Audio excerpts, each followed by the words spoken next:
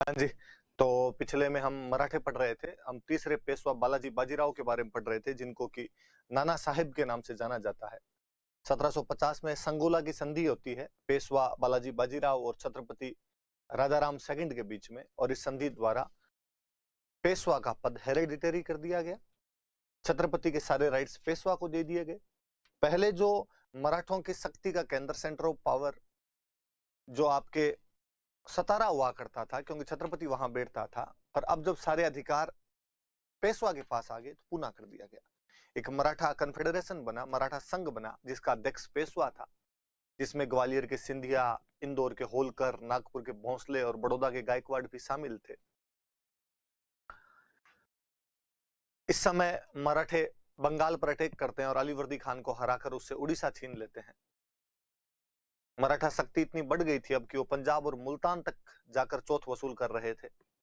मुगल बादशाह से रक्षा के बदले में 50 लाख रुपए ले रहे थे वो लोग। जब यह सब हुआ तो हिंदू पद पादशाही की जो अवधारणा थी उसको कहीं ना कहीं नुकसान पहुंचा, कि जब आप पंजाब और मुल्तान तक गए तो बीच में राजस्थान, यूपी, एमपी, इन सबको लूटा। 1761 में पानीपत का तीसरा युद्ध हुआ। अहमद शाह अब्दाली अफगानों का राजा था, जो यहाँ के अफगानों द्वारा बुलाया गया, और मराठे चूंकि मुगलों को सुरक्षा का वचन दे चुके थे इसलिए मराठे गए। 14 जनवरी 1761 को मराठों के औपचारिक सेनापति विश्वास राव थे और उनके वास्तविक सेनापति सदाशिव राव बाहू थे। उनका जो तोपखाने का प्रमुख था वो इब्राहिम खान गार्दी था। मराठों की इस युद्ध में निर्णायक हार हुई। इस हार के समाचार सुनकर पेशवा की भी मृत्यु हो गई।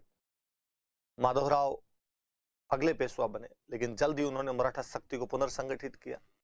हैदराबाद के निजाम को हराया, हैदर अली को हरा कर आते हैं, गुजरात मालवा से वापस चौथ लेना शुरू करते हैं।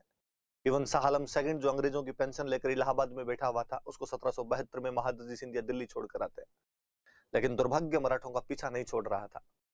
एक बार फिर 1772 में युवा पेशवा की मृत्यु हो जाती है। इतिहासकार ग्रांट डफ कहते हैं कि मराठों को जितना नुकसान पानीपत के तीसरे युद्ध में नहीं हुआ था, उससे अधिक नुकसान इस युवा पेशवा की मृत्यु से हो गया था। पेशवा का छोटा भाई नारायण राव नया पेशवा बनाया गया, जिसका उसके चाचा रघुनाथ राव या राघोबा द्वारा विरोध किया गया तथा राघोबा ने उसको मार दिया। नारायण राव की एक रानी गर्भवती थी। उसके जन्म लेते ही उसके शिशु माधव नारायण राव को नया पेशवा घोषित कर दिया गया। 12 भाई परिषद शासन संचालन के लिए बनाई गई, जिसमें महादजी सिंधिया और नानाजी फडणवीस मुख्य सदस्य थे। राघोबा बॉम्बे चले गए। यहां से प्रथम अंग्रेज मराठा युद्ध शुरू होता है, जब राघोबा बॉम्बे के अंग्रेजों के साथ सूरत की संधि कर लेते हैं। बॉम्बे वाले अंग्रेज उन्हें कहते हैं कि हम आपको पेशवा बना देंगे, इसके लिए आपको 2500 सैनिकों की सहायता देंगे, आप हमें पेशवा बनने के बाद साल सेठ, बसीन और थाना दे देना। इधर पेशवा माधव नारायण राव की तरफ से नानाजी फडणवीस बंगाल प्रेसिडेंसी के साथ समझौता करते हैं, जिसे पुरंदर की संधि कहते हैं। परंतु पुरंदर की संधि लागू नहीं हुई तथा सूरत की संधि के तहत अंग्रेजों ने, बॉम्बे वाले अंग्रेजों ने राघोबा को सहायता दी। पर बड़गांव के युद्ध में अंग्रेजों को मराठों से अपमानजनक हार झेलनी पड़ी तथा अपमानजनक बड़गांव की संधि करनी पड़ी, पर फिर भी युद्ध जारी रहा। फाइनली सालबाई की संधि के साथ 1782 में युद्ध समाप्त किया गया महादजी सिंधिया की मध्यस्थता से, और कहा गया कि पेशवा माधव नारायण राव भी रहेंगे, राघोबा को पेंशन दे दी जाए और अंग्रेजों को साल सेठ और एलिफेंटा दे दिया जाए। 1795 में पेशवा सुसाइड कर लेता है।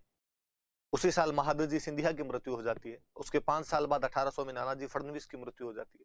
मराठों की टॉप लीडरशिप अचानक एक साथ बिखर गई थी। बाजीराव सेकंड पेशवा बनाए गए, राघोबा के बेटे थे, अयोग्य व्यक्ति था। इस समय सिंधिया और होलकर पुनः पर अधिकार करना चाहते हैं। सिंधिया पेशवा के साथ मिलकर होलकर के भाई बिट्ठू जी को मार देता है।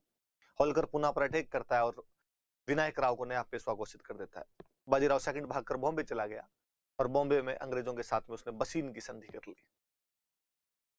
विदेशी और सुरक्षा के मामले अंग्रेजों को दे दिए गए। अंग्रेजों की सेना पूना में तैनात कर दी गई, एक रेजिडेंट पूना में लगा दिया गया।